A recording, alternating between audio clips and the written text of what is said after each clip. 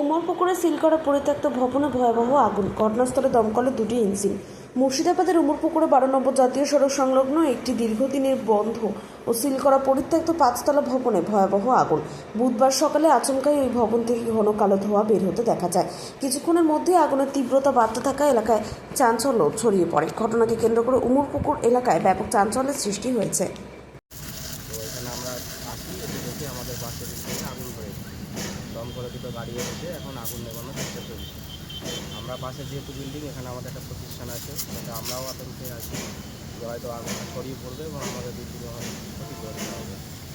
বিল্ডিংটা তো দীর্ঘদিন ধরে বন্ধ থাকা অবস্থায় কি করে আগুন লাগলো?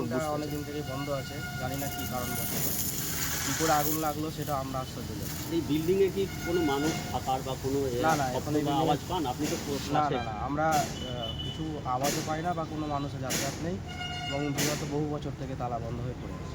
আপনার নাম? আমার নাম নাদিম বিশ্বাস, আমি একজন আইন স্পেশালিস্ট।